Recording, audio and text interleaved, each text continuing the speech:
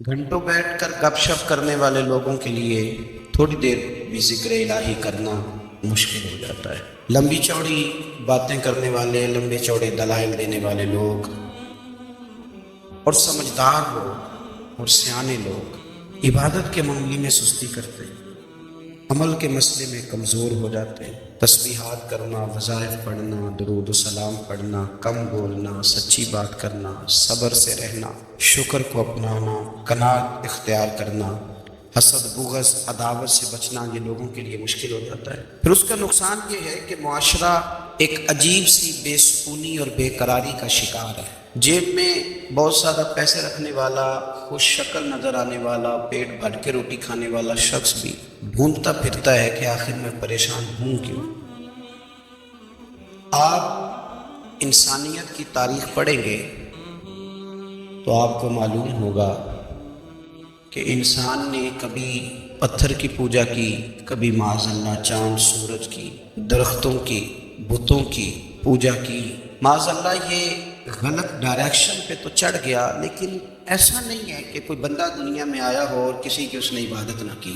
اس لیے کہ اللہ تبارک و تعالیٰ نے جس طرح ہمارے جسم میں کھانے کی طلب رکھی ہے، پینے کی طلب رکھی ہے، سونے کی طلب رکھی ہے، اسی طرح اللہ تعالیٰ نے عبادت کے لیے طلب رکھی ہے جسم میں۔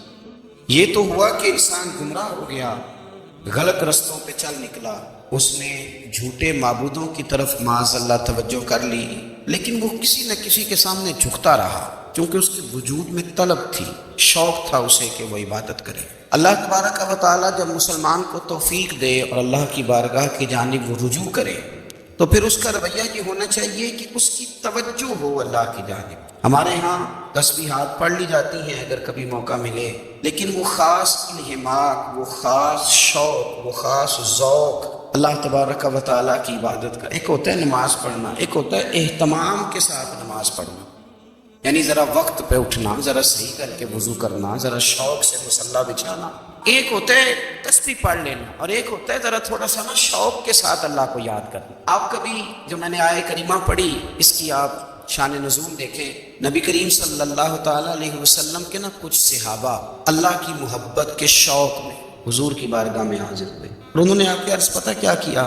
عرض کرنے لگے، یا رسول اللہ صلی اللہ تعالیٰ علیہ وسلم، سالوں بیت گئے ہیں سجدے کرتے ہوئے، حضور سالوں بیت گئے ہیں تسبیح پڑھتے ہوئے، سالوں بیت گئے کہتے ہوئے کہ سبحان اللہ وہ پاک ہے، ہمیں سالوں بیت گئے یہ کہتے ہوئے کہ اللہ اکبر وہی سب سے بڑا ہے، سالوں بیت گئے کہتے ہوئے کہ الحمدللہ ساری تعریفیں اللہ کے لیے، سالوں بیت گئے اس کی تسبیح کرتے، تحلیل کرتے، تکبیر کہتے۔ حضور اب نہ ہمارا اپنے رب سے ملنے کو جی چاہتا ہے، کبھی یہ حقیقت منتظر نظر آنا لباس مجاز، لاکھوں سجدے تڑپ رہے ہیں میری جبین نیاز میں، اور اقبال کہنے لگے کہ تیرے عشق کی انتہا چاہتا ہوں، تو میری سادگی دیکھ کیا چاہتا، میرا ذرا سا تو دل ہے مگر شوق اتنا، میں وہی لن ترانی سنا چاہتا ہوں۔ میرا بھی دل کرتا ہے کہ اللہ میں تجھے کہوں، میں تجھے دیکھنا چاہتا ہوں جس طرح حضرت موسیٰ کلیم علیہ السلام نے کہا تھا، اور تو مجھے کہے کہ لن ترانی، تو نہیں دیکھ سکتا،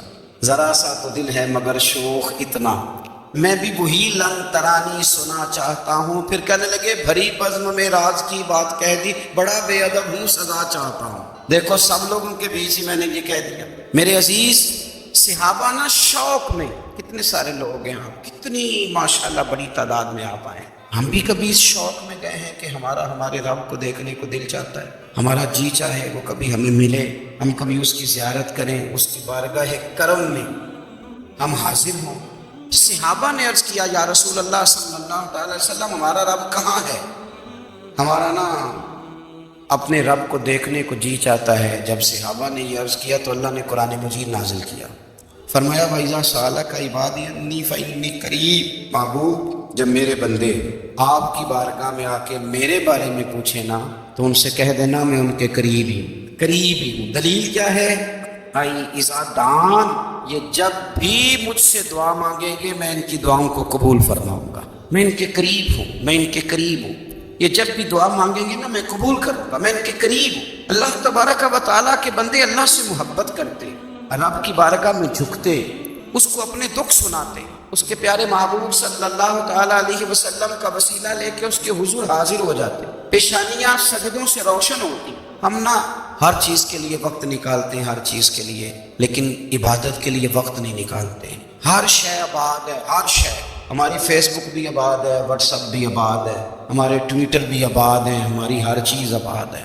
سب سے کم آباد ہمارا مصلی رہ گیا ہے، سب سے کم. وہ لوگ اب ڈھونڈنے سے ملتے ہیں جن کی بغل میں مصلی ہوتا تھا. میرے بھائی، آپ کتنا کو دنیا کے پیچھے بھاگو گے تھکا دے گی، کتنا دولت کے پیچھے بھاگو گے تھکا دے. آپ جب اپنی زندگی میں جمع تفریق کرو گے نا تو مرتے وقت احساس ہوگا کہ سارا کچھ تو لوگوں کے لیے کیا، اپنے لیے تو کر ہی کچھ نہیں سکے. اور ہم عبادت کے معاملے میں بہانے بازی بھی کرتے. ہم کہتے ہیں اوہ رزق کمانا بھی تو عبادت ہی ہے نا، تو میں حلال روزی کے لیے جا رہا ہوں، یہ بھی تو عبادت ہے. میری طرح کے لوگ کہہ دیتے ہیں کہ میں سویرے اٹھ کے مدرسے میں کچھ اسباق دیکھتا ہوں تو یہ بھی تو عبادت ہے. میں بیان کرنے کے لیے مطالعہ کرتا ہوں تو یہ بھی تو عبادت ہے نا. اتنے لمبے سفر کر کے ملک میں دنیا میں گھومتا ہوں تو یہ بھی تو میں عبادت ہی کر رہا ہوں. اب اسپیشل نفلوں کے لیے وقت کس طرح نکلے، اسپیشل کر کے تسبیح میں کیسے چلاؤں، میں سارا کچھ ہم بہانے بنا لیتے ہیں نا. میرا سوال یہ ہے کہ یہ ساری باتیں صحابہ کو، نبی کریم کو، دیگر لوگوں کو بھی تو پتہ تھی نا. لیکن آپ غور تو کریں، 23 سال حضور کو وقت ملا، مختصر وقت ظاہراً تبلیغ کرنے کے لیے. پوری دنیا میں دین بھی پھیلانا ہے. گھر میں 11 ازواج ہیں، 4 بیٹیاں ہیں، ان کی اولادیں ہیں، سارے کام کاج بھی دیکھنے ہیں. لیکن سیدہ طیبہ طاہرہ حضرت عائشہ صدیقہ رضی اللہ تعالیٰ عنہ فرماتی ہیں سارا دن تبلیغ کرتے، ہر غلام کے دکھ سنتے، گھر میں آتے تو اپنے گھر والوں کا خیال کرتے، کام میں ہمارا ہاتھ بٹاتے. قربان جاؤں، کہتی ہیں زمانہ سارا سو جاتا لیکن آمنہ کے لال مصلی بچھا لیتے.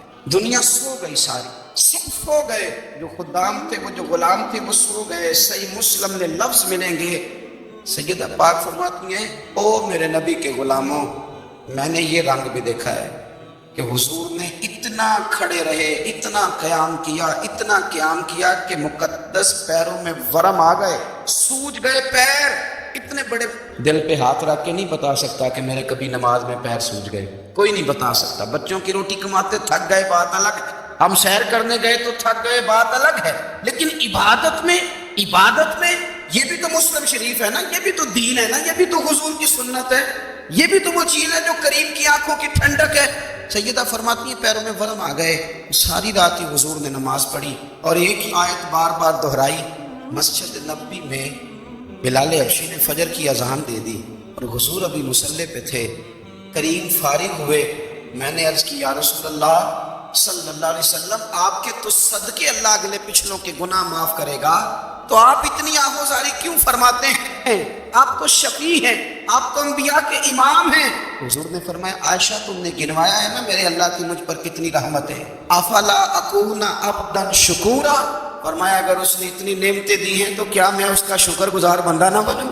میں شکر گزار بندہ نہ بنوں اس کا؟ پھر اگر اتنی نعمتیں اس نے دی ہیں، مجھے اتنا نوازا ہے، تو پھر میں اس کے سامنے سجدے نہ کروں؟ او میرے بھائی، بڑے قابل فخر لوگ ہیں ہم کہ ہم نبی پاک کے غلام ہیں. ہم قابل فخر ہیں کہ نبی کریم کے غلام ہیں. کیا کبھی اس غلامی کے شکرانے میں بھی 2 نفل پڑھے کہ یا اللہ تیرا شکر ہے تو نے ہمیں حضور کا غلام بنایا؟ یاد رکھیں کہ اپنی روحانی زندگی کو آباد کریں، استغفار پڑھیں، تسبیحات کریں. حضرت عبداللہ ابن عمر رضی اللہ تعالیٰ عنہ حضرت عمر کے صاحبزادے ہیں، مکہ مکرمہ میں ان کی قبر ہے. میں نے جب انہیں پڑھا تو مجھے ان سے بڑا پیار ہو گیا. لیکن آپ کو پتہ ہے وہاں جا کے کسی شخص کا مزار تلاش کرنا یا پوچھنا ایک مشکل کام ہوتا ہے. ایک دفعہ میں مکہ شریف میں حاضر تھا، ایک گاڑی والا ڈرائیور مجھے کہنے لگا کہ مولانا میں آپ کو جانتا ہوں، مجھے آپ سے محبت ہے، ایک بات بتاؤں آپ کو؟ میں نے کہا بتاؤ. کہنے لگے حضرت عبداللہ ابن عمر کی قبر دیکھنی ہے. میں نے کہا یہ تو نہیں کہہ رہا، یہ کسی نے بندوبست کرایا ہے، یہ اللہ نے تیرے دل میں بات ڈالی ہے، یہ ہو گیا تو لے چل مجھے. حضرت عبداللہ ابن عمر کو نبی پاک نے فرمایا راجل صالح، یہ نیک بندہ ہے، یہ متقی ہے. حضرت عبداللہ ابن عمر رضی اللہ تعالیٰ عنہ سیدنا فاروق اعظم رضی اللہ تعالیٰ عنہ کے صاحبزادے ہیں اور ان کی ہمشیرہ سیدہ حفصہ رضی اللہ تعالیٰ عنہ حضور کی زوجہ محترمہ ہے. ایک دن اپنی ہمشیرہ سے کہنے لگے کہ نبی کریم صلی اللہ تعالیٰ علیہ وسلم گھر میں آئے نا، اور اگر حضور غم امت میں پریشان نہ ہوں، طبیعت کو حشاش بشاش دیکھو تو ذرا پوچھنا تو صحیح حضور کا میرے بارے میں کیا خیال ہے، پوچھنا تو صحیح کہ کریم کی بارگاہ میں میرا کیا مقام ہے، میرے بارے میں حضور کیا فرماتے ہیں. اب بہن کو کام بتائے اور بتائے بھی بھائی، اور پھر بہن وہ کام نہ کرے یہ تاریخ میں ہوتا نہیں۔ حضرت عمر فاروق رضی اللہ تعالیٰ عنہ کی صاحبزادی ام المومنین رضی اللہ تعالیٰ عنہ فرماتی ہیں کہ میں تو بس منتظر تھی۔ انہوں نے تو کہا تھا نا کہ اگر تم حشاش بشاش دیکھو تو بات کرنا، لیکن حضور تشریف لائے، میری باری تھی، میرے گھر تشریف لائے، کھانا پیش کیا تو فوراً میں نے عرض کی حضور ایک بات پوچھنی تھی۔ حضور نے فرمایا پوچھیے۔ میں نے عرض کی حضور میرے بھائی عبداللہ ابن عمر کے بارے میں آپ کا کیا خیال ہے؟ نوجوانوں میری بات پہ غور کرنا، میرے بھائی کے بارے میں آپ کا کیا خیال ہے؟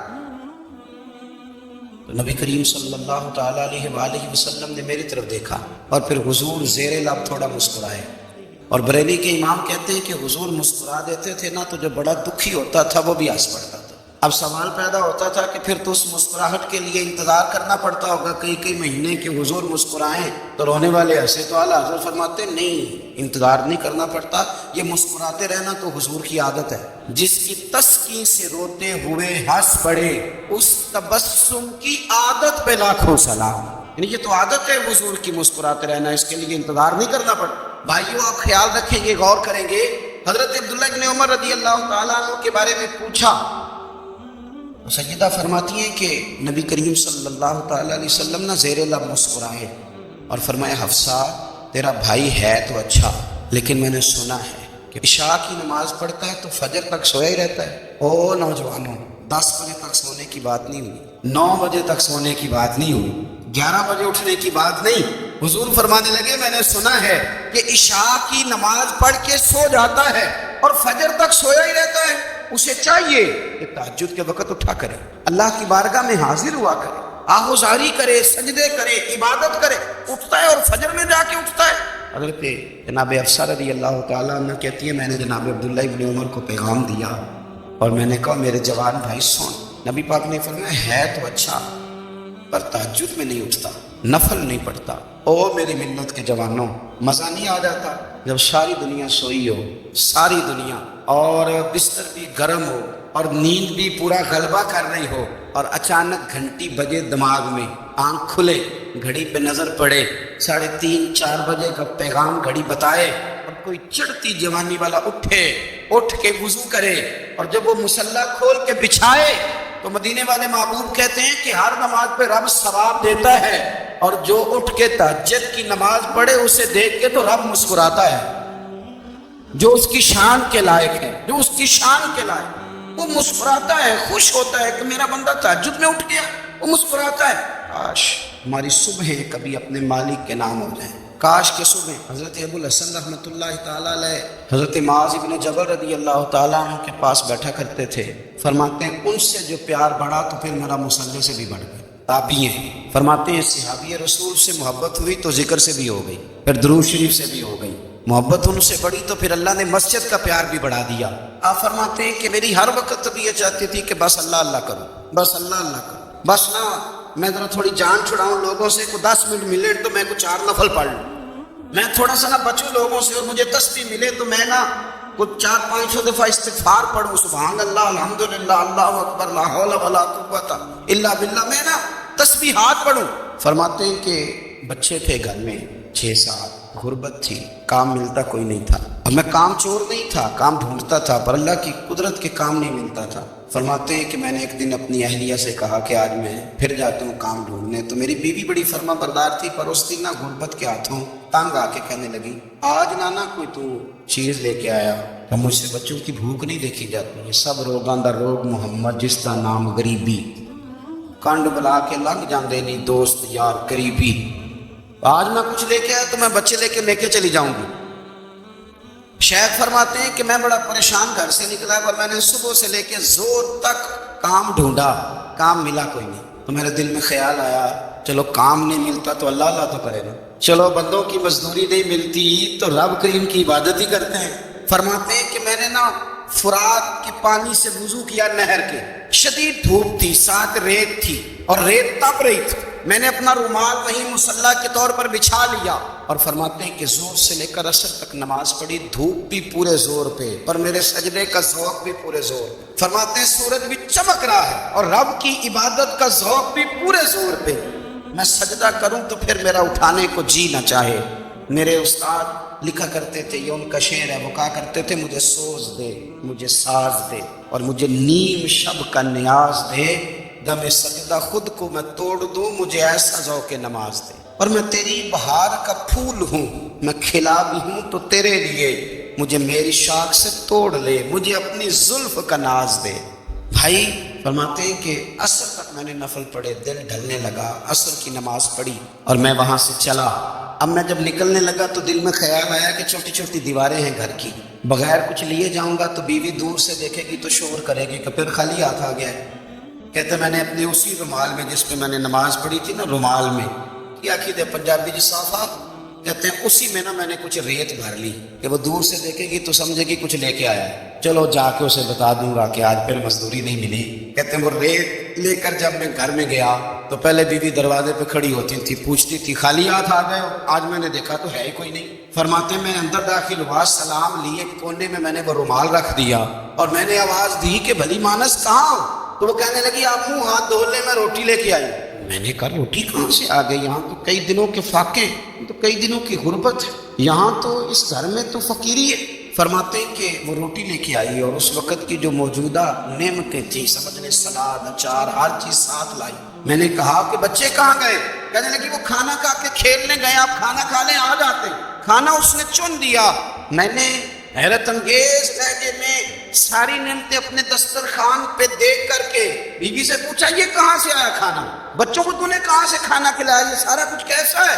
کہنے لگی پتہ نہیں آج آپ کس کریم کی مزدوری کرنے چلے گئے تھے، پتہ نہیں کس کریم کی، میرے گھر میں تو اتنی نعمتیں آئی ہیں کہ مجھ سے سنبھالی نہیں جا رہی، اتنا اناج ہے، اتنا گندم ہے، کس کریم کے دروازے آج چلے گئے تھے؟ یہ کہتے کہتے وہ اٹھی اور اٹھ کر کے کہنے لگی پہلے بڑا کچھ آیا تھا، اب کیا لے آئے؟ اور جا کر کے نا اس نے وہ ریت والا رومال کھولا، کہنے لگے میں تو لے کے آیا تھا ریت، تو میرے رب نے اسے بھی سونے اور ہیرے بنا دیا تھا۔ جب آپ کی توجہ اللہ کی جانب، میرے نبی پاک صلی اللہ تعالی علیہ وسلم نے فرمایا ہر چیز اپنے رب سے مانگ، ہر چیز مانگ، ہر چیز مانگ۔ یا رسول اللہ کیا کچھ؟ میرے محبوب نے فرمایا تیرے گھر میں نمک بھی ختم ہو جائے تو وہ بھی اپنے رب سے مانگا کر، تو مانگنا وہ تجھے دے گا، تو اس کی بارگاہ میں کشکول طلب دراز تو کرنا۔ اور ترمذی شریف میں عجیب لفظ ہے، رسول کائنات نے فرمایا، رب کریم فرماتا ہے جب میرا بندہ ہاتھ اٹھاتا ہے نا تو مجھے حیا آتی ہے کہ میں خالی کیسے لوٹا دوں اس کے، اتنے بڑے بادشاہ کی بارگاہ میں۔ او بھائی لوگوں سے عزتیں تلاش کرتے ہو تو وہ کیا تمہیں عزت دیں گے؟ وہ تو کل اچھا کہتے ہیں پرسوں برا کہنے لگ جاتے ہیں۔ لوگوں کے سامنے گڈ بک میں آنا چاہو گے تو وہ تو سویرے تمہارے بارے میں کچھ کہیں گے، شام کچھ اور کہیں۔ اپنی روحانی زندگی آباد کریں، اپنے مسلح کو وقت دیں اور دنیا سے چھپ کر اس موبائل کو بند کر کے اور اپنے آپ سے بھی چھپ کے اور تنہا ہو کے چھپا کے سارا کچھ اپنے آنسو اپنے رب کی بارگاہ میں پیش کریں، اس کے حضور حاضری دیں۔ سنو نا ترمذی کی حدیث اور اسے یاد رکھنا، نبی پاک علیہ السلام نے فرمایا اپنے دکھ لوگوں کے سامنے نہ بیان کرنا، سیٹھوں نوابوں کو نہ بتاتے پھرنا، دنیا داروں کے سامنے جا کے نہ رونا کہ میں تکلیف میں ہوں، اور میں اگر دنیا داروں کو دکھ بتاؤ گے رب تمہیں کبھی غنی نہیں کرے گا۔ اور لوگ ہیں کہ الٹا مذاق اڑائیں گے آپ کی، جس سے بڑی پکی یاری ہے نا، پکی، وہ تب تک پکی ہے جب تک آپ نے 50,000 مانگا نہیں، اور جس وقت آپ نے کہہ دیا کہ میں مجبور ہوں میری مدد کر تو پھر ختم ہو گئی دوستی۔ لوگوں کی تعلقات آپ کے ساتھ تب تک ہیں جب تک آپ ان سے کوئی ضرورت وابستہ نہیں کرتے۔ کریم محبوب فرمانے لگے بندوں کے سامنے دکھ نہ بیان کرنا، اللہ تجھے کبھی غنی نہیں کرے گا، تو اپنے دکھ اپنے رب کو بتا، تو دعائیں مانگ، تو اس کی بارگاہ میں حاضر ہو، تو اس کے حضور عرض کر۔ فرمایا اپنے دکھ اپنے رب کو بتا، وہ جلدی کرے یا دیر سے کرے تجھے ساری دنیا سے بے نیاز کر دے گا، تجھے کسی کا محتاج نہیں رہنے دے گا۔ اپنے مسلح کو، اپنی دعاؤں، ایک بزرگ فرماتے میں نے دعا مانگنے کا طریقہ اپنی بیوی سے سیکھا، دعا مانگنے کا طریقہ اپنی، سیکھنے والے تو اپنے بچوں سے بھی سیکھ لیتے ہیں، سیکھنے والے تو ہر ایک سے سیکھ لیتے ہیں۔ وہ کہتے ہیں میں نے دعا مانگنے کا سلیقہ اپنی بیوی سے سیکھا ہے۔ حضرت وہ کس طرح؟ فرمانے لگے میری بیوی نے نا مجھے کوئی کام بتایا، کچھ پیسوں کی ضرورت کے لیے کہا، تو میں نے اسے کہا کہ بھئی ابھی میرے پاس نہیں ہے، کچھ دنوں میں آتے ہیں تو میں دے دوں گا۔ عورتوں کی عادت ہوتی ہے وہ بار بار یاد کراتی ہے، 2-4 دنوں کے بعد پھر اس نے کہا حضرت وہ میں نے کہا تھا کچھ پیسے، میں نے اسے کہا کہ ابھی میرے پاس نہیں ہے، کچھ دنوں میں ملتے ہیں تو میں تمہیں دے دوں گا۔ اس نے کچھ دنوں کے بعد پھر کہا حضور وہ میں نے کچھ پیسے کہے تھے۔ فرماتے میں نے ڈانٹ دیا، میں نے کہا کہ کیا تو روز مجھے شرمندہ کرتی ہے، کہا نا میرے پاس نہیں ہوں گے تو دے دوں گا، تو روز یاد کراتی ہے۔ فرماتے ہیں اس نے پہلے تو میری ڈانٹ کو سہا، پھر میرے سخت جملوں نے اس کی آنکھوں میں آنسو پیدا کر دیے، پھر اس نے اپنے آنچل میں اپنے اس دکھ کو سمیٹا، اور پھر اس نے ایک جملہ کہا تو میں رو پڑا، اور مجھے اپنے رب سے مانگنے کا طریقہ آ گیا۔ مجھے کہنے لگی حضرت جی آپ نے ڈانٹ دیا، میں نے سہ لیا، اور آپ ہی میرے شوہر ہیں، بتائیں نا آپ سے نہ کہوں تو میں کس سے جا کے کہوں؟ فرماتے ہیں میں رو پڑا، اور میں کھل کے رویا، اور میں تڑپ کے رویا، اور پھر میری سسکیاں بند گئی، اور مجھے کہنے لگی آپ کو کیا ہوا؟ میں نے کہا مجھے بھی دعا مانگنی آ گئی ہے۔ جب میں اسے کہوں گا نا اللہ تو ہی میرا رب ہے، میں تجھ سے نہ کہوں تو میں کس سے جا کے کہوں؟ میں کیوں کسی بندے سے سوال کروں؟ میں کیوں کسی دنیا دار سے کہوں؟ میں تیرے بندوں کا، نیک بندوں کا وسیلہ لے کے، تیرے محبوب کی غلامی لے کے تیری بارگاہ میں آیا، تجھ سے نہ مانگوں تو کس سے مانگوں؟ سمجھ آ گئی ہے جب میں اس رنگ میں مانگوں گا تو پھر رب میرے اوپر بڑا ہی فضل فرمائے گا، وہ میرے اوپر بڑی رحمت کرے گا، وہ میرے لیے آسانیاں کرے گا۔ عزیز دوستو، ہم اس طرح کرنے لگ گئے ہیں کہ ہم نے نا اپنے تعلقات پر اعتماد کرنا شروع کر دیا۔ میرے تعلقات بہت ہیں، ہم نے اپنی دولت پر اعتماد کرنا شروع کر دیا، میرے پاس دولت بہت ہے، ہم نے اپنے علم پر، اپنی شہرت پر اعتماد کرنا شروع کر دیا کہ میرے پاس فلاں چیز بہت ہے۔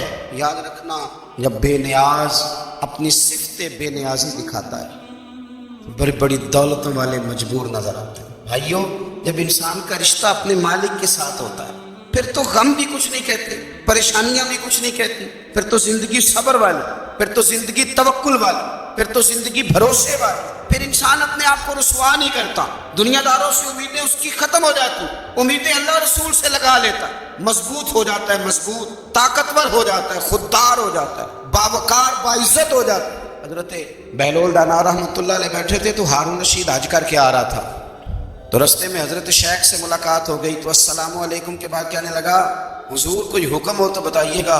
تو حضرت بہلول دانا فرمانے لگے تیرا رب کون ہے؟ اس نے کہا اللہ۔ تو فرمایا میرا کون ہے؟ کہا اللہ۔ فرمانے لگے تو بڑا ہی بیوقوف ہے، کیا تو یہ سمجھتا ہے کہ رب ہارون رشید کو تو دے گا اور بہلول دانا کو بھول جائے گا؟ تیرا بھی وہی رب ہے، میرا بھی وہی رب ہے، اس نے اگر تجھے دے کے آزمایا ہے تو ہو سکتا ہے مجھے نہ دے کے آزما رہا ہو۔ جب اس کی حکمت کے تقاضے ہوں گے تو عطا کرے گا اور دے گا، تو جا اپنا کام کر۔ بھائی اپنی روحانی زندگی، اپنی عبادات، اپنے وظائف، اپنے روزمرہ کے معاملات، اپنی دعائیں، اپنا استغفار، دیکھو مشکل کام تو نہیں، 2 رکوع ہیں سورہ واقعہ کے، اگر رات کو پڑھ لی جائے تو میں کس طرح یہ بات بیان کروں کہ تعویذ بانٹنا آسان ہے اور وظیفہ بتانا مشکل ہے۔ سارا دن تعویذ بانٹتے ہیں تو لوگ لینے کو تیار ہیں، اور اگر آپ وظیفہ بتائیں تو کہتے ہیں تو مشکل کام۔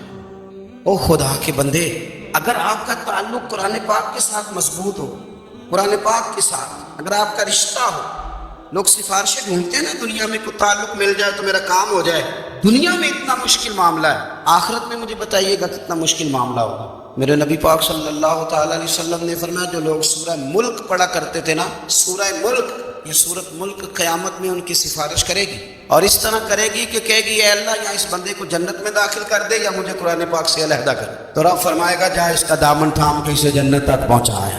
آپ بات کو سمجھیں، جب آپ کے تعلقات اپنے معاملات کے ساتھ مضبوط ہوں گے، یہ نبی کریم نے وعدہ کیا ہے کہ تو سورت واقعہ پڑھ تیرے گھر میں فاقہ نہیں ہے۔ حضرت عبداللہ ابن مسعود رضی اللہ تعالیٰ عنہ بیمار تھے تو حضرت عثمان غنی رضی اللہ تعالیٰ عنہ تیمارداری کے لیے تشریف لے گئے اور جا کر کے کہا کہ آپ بڑے بیمار ہیں، آپ کی بیٹیاں زیادہ ہیں، میں چاہتا ہوں کہ خزانے میں سے کچھ مدد کروں۔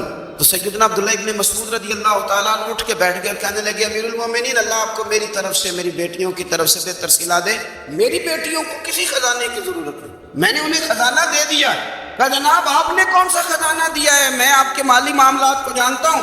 تو فرمانے لگے امیر المومنین، میرے نبی کریم نے فرمایا ہے جو سورت واقعہ پڑھے اسے کبھی فاقہ نہیں آتا، میں نے بیٹیوں کو یاد کرا دی ہے، یہ خزانہ میں نے انہیں دے دیا ہے۔ وہ سارے والدین سنیں جو بیٹیوں کے لیے پریشان رہتے ہیں۔ حضرت عبداللہ ابن مسعود نصیحت کر رہے ہیں، فرمانے لگے میں نے سورت واقعہ یاد بھی کرا دی ہے، پڑھنے کی عادت بھی ڈال دی ہے۔ حضور نے فرمایا ہے جو سورت واقعہ پڑھے اسے فاقہ نہیں آتا۔ کہنے لگے چاند تو اپنی جگہ چھوڑ سکتا ہے، سورج گر سکتا ہے، تارے ٹوٹ سکتے ہیں، پر مدینے والے رسول کی بات غلط نہیں ہو سکتی۔ حضور نے فرمایا فاقہ نہیں آئے گا تو انشاءاللہ کبھی بھی نہیں آئے گا۔ کرنے کا کام یہ ہے کہ ہم اپنے معاملات، اپنی عبادات، اپنی دعائیں، کبھی 10 منٹ عادت ہو جائے نا دعا مانگنے کی علیحدہ سے رات کو۔ حضور نے فرمایا جو فرض نماز کے بعد دعا مانگے اللہ اس کی قبول کر لیتا ہے، نبی پاک صلی اللہ تعالیٰ علیہ وسلم نے فرمایا اللہ مسافر کی دعا قبول فرماتا ہے۔ حضور نے فرمایا اللہ مظلوم کی دعا قبول فرماتا ہے۔ حضور نے فرمایا بیمار سے دعا کراؤ اللہ اس کی دعا قبول فرماتا ہے۔ میرے نبی پاک نے فرمایا ماں باپ جب بھی اولاد کے لیے ہاتھ اٹھائیں، ویسے تے بلے شاہ تو آسمانی اٹھ دیا ہی پڑ دیں، جہاں گھر بیٹھا انہوں پڑے گا ہی نہیں۔ حضور فرمانے لگے ماں باپ جب بھی اولاد کے لیے دعا فرمائیں اللہ ان کی دعا کو قبول کرتا ہے۔ آپ اپنا تعلق بنائیں، دعا کے ساتھ، عبادت کے ساتھ، مصلی کے ساتھ رشتہ بنائیں، استغفار پڑھیں۔ صلاح الدین ایوبی صلیبی جنگوں میں تھے، رات کو مسجد اقصیٰ میں نماز پڑھی تو پریشان تھے۔ ایک بزرگ سے ملاقات ہوئی تو وہ کہنے لگے کہ آپ بڑے پریشان ہیں۔ کہنے لگے حضور پریشان اس لیے ہوں کہ پہلے ہی مسلمان کمزور ہے، اب میں نے سنا ہے دشمن کا ایک بحری بیڑا وہ جنگی سامان سے بھرا ہوا آ رہا ہے، تو اب ان کے پاس اور تلواریں اور نیزے آ جائیں گے، مسلمانوں کے پاس پہلے ہی وسائل کی کمی ہے، پریشان ہو کس طرح کر کے مقابلہ کریں گے۔ یہ بات کہتے ہی صلاح الدین ایوبی نے بزرگوں سے کہا حضور آپ بھی دعا کرنا، دعا کی بڑی طاقت ہے۔ میرے نبی پاک نے فرمایا دعا مومن کا ہتھیار ہے، دعا مومن کا۔ حضور نے فرمایا تقدیر کو سوائے دعا کے کوئی چیز نہیں بدل سکتی۔ دعا مومن کا ہتھیار ہے، یہ کافر کے پاس کوئی نہیں، یہ ہتھیار ہے مومن کا۔ اللہ کرے آپ کو سمجھ آئے، پھر سنیں کئی بار کہہ چکا ہوں یہ ہتھیار ہے کافر کے مقابلے میں، جو تیرے پاس سب سے بڑا ہتھیار ہے وہ دعا ہے۔ دعائیں کرانی چھوڑ دی، کرنی چھوڑ دی، لینی چھوڑ دی۔ حضرت سیدنا انس بن مالک رضی اللہ تعالیٰ عنہ فرمایا کرتے تھے میں نے وہ رنگ دیکھا ہے جب حضور دعا مانگتے تھے اور حضور کی مقدس آنکھوں میں آنسو بھی ساتھ ہی بہا کرتے تھے، میں نے وہ انداز دیکھا۔ تو صلاح الدین ایوبی حضور سے کہنے لگے آپ بھی دعا کیجیے، اور خود رونے لگے اور سر سجدے میں رکھ کے رونے لگے، اور عشاء سے لے کر فجر تک روئے، خوب روئے۔ صبح وہ بزرگ آئے تو صلاح الدین ایوبی کا خوبصورت اور ہنستا ہوا چہرہ دیکھا، کہنے لگے آپ بڑے خوش ہیں، رات تو میں نے بڑے روتے ہوئے دیکھا تھا۔ تو کہنے لگے حضور وہ جو بحری بیڑا آ رہا تھا نا وہ پانی میں ڈوب گیا ہے، اب وہ نہیں آ رہا، ابھی خبر آئی ہے تو میں بڑا خوش ہوں۔ حضور کہنے لگے اٹھ سینے سے لانا، اور سن ایک بات، وہ بحری بیڑا پانی میں نہیں ڈوبا، وہ تیرے آنسوؤں میں ڈوب گیا ہے۔ وہ جو تو رات رویا ہے نا رب کریم کی بارگاہ میں تو وہ ڈوب گیا ہے۔ بھائی اپنا مصلی کا، عبادت کا، وظائف کا، اللہ کا سلسلہ اس کو مضبوط کرے، اپنی دعاؤں کے تعلق کو مضبوط کرے۔ دعائیں بڑے انقلاب برپا کر دیتی ہیں۔ ہم تھوڑے نا جب سے خشک ہوئے نا، اور میری تو جماعت ہی صوفیاء کی جماعت تھی، ہم تو داتا علی اجمیری کی جماعت سے، ہم تو خواجہ اجمیری کی جماعت سے، ہم تو شیخ احمد فاروق سرہندی کی جماعت سے، ہم تو صوفیاء کی جماعت۔ ہماری جماعت نے بھی وہ تعلق جو ہمارے بزرگوں نے بنایا تھا۔ بزرگ اللہ کے قریب کیسے جاتا ہے؟ ہمارے یہاں نا بہت سارے لوگ کہتے ہیں جی نظر ہو گئی تو کام ہو گیا۔ بھائی جو بخاری مسلم میں طریقہ ہے نا اللہ کا قرب پانے کا وہ تو نفل ہے۔ نبی کریم علیہ السلام نے فرمایا بندہ نفلوں کے ذریعے رب کے قریب جاتا ہے، اور اتنا قریب جاتا ہے کہ پھر اللہ اس کی زبان بن جاتا ہے، اللہ اس کی آنکھیں بن جاتا ہے، کان بن جاتا ہے، ہاتھ اور پیر بن جاتا ہے۔ تو یہ تو عبادت ہے، یہ تو اللہ کی بارگاہ کی حاضری ہے جو آپ کو اللہ کے قریب کرے گی۔ تو اپنے نماز کو اہمیت دے کے ادا کریں، نمازیں موبائل بند کر کے ادا کریں۔ لیکن نا کچھ لوگ کہتے ہیں مجھے ٹائم نہیں ملتا نماز کا، تو میں کہتا ہوں یہ آپ نے بڑی جرت کی بات کی ہے۔ مجھے کو میرا پیر بھائی کہا تھا نا میرے پاس ٹائم نہیں آپ کو ملنے کا، تو میں کہتا ہوں آج کے بعد آنا ہی نہیں۔ میں تو کیا سمجھتا ہے تو بہت بڑا آدمی ہے، تیرے پاس ٹائم نہیں ہے اور ہمیں ملنے کا ٹائم موج کا؟ آپ نے اللہ رسول کو کہہ دیا ٹائم۔ اور عجیب فلسفہ ہے نا، کہا جائے نماز پڑھنے آؤ تو کہتے ہیں کپڑے ٹھیک نہیں، اور کہا جائے کہ آؤ ذرا دعوت پہ چلے تو کہتے ہیں ایک منٹ ٹھہر میں کپڑے بدل کے آیا۔ نماز کے لیے کہا تو کہتے ٹھیک نہیں، دعوت کے لیے کہا تو کہتے میں ذرا تیاری کر رہا ہوں، یوں جانا مناسب نہیں۔ امام کا ٹھیک نہیں۔ رب تو فرماتا ہے کہ جب تم مسجد میں آ تو زینت اختیار کر کے آ، خوب ذوق سے دعا مانگے، خوب شوق سے نماز پڑھے، خوب استغفار کا مزاج بنائے۔ آپ لوگوں کے بیچ رہ کے سوکھ حاصل کرنا چاہتے ہیں، لیکن آپ کو پتہ ہے کئی مہینے غار ہرا میں رہنا بھی مدینے والے محبوب کا طریقہ ہے۔ ہر سال اعتکاف بیٹھنا الگ سے، یہ بھی حضور کا طریقہ ہے۔ مسجد نبی کے اندر دروازہ کھلتا تھا نبی کریم کا، پر گھر کے اندر نفل پڑھے نبی، اور حضور فرماتے ہیں کچھ نفل نماز گھر میں بھی پڑھا کرو، گھر کو قبرستان نہ بناؤ۔ ہمارا گھر اللہ کے ذکر سے آباد ہوگا اگر ہم نماز پڑھیں گے نا۔ میں جب سنت پڑھنے کے لیے گھر میں کھڑا ہوتا ہوں تو میرا جو 2.5-3 سال کا بیٹا ہے وہ بھی میرے ساتھ نماز پڑھنی شروع کر دے، اسے پتہ کوئی نہیں نماز کیا ہوتی ہے، لیکن وہ بھی نا سجدہ نہ بھی کرنا ہے تو ساتھ لیٹ ضرور جاتا ہے۔ پتہ چلا بچے لیکچر دینے سے نماز نہیں پڑھتے، نماز شروع کر دیں تو بچے بھی شروع کر دیتے ہیں۔ ہم جب پریشان ہوتے ہیں تو لیکچر دیتے ہیں، تو لیکچر تو باہر شاید چل جائے، گھر میں کیسے چلے گا؟ گھر میں تو عمل چلے گا۔ تو میرے عزیز، آج کے اس روحانی اجتماع میں ہمارے دوستوں نے جو محنت کی، ہم نے بار بار اپنی نیت سے پوچھا، خدا ہمیں معاف کرے اگر کوئی ذاتی شہرت ہے، کوئی ہمارے ذاتی مفادات ہے، اور اب ہمیں ہدایت دے۔ ہماری یہ خواہش تھی کہ روحانی اجتماع ہمیں تھوڑا سا اللہ اور اس کے رسول کے جانب مائل کرے، کچھ ہمارا رشتہ مصلی کے ساتھ مضبوط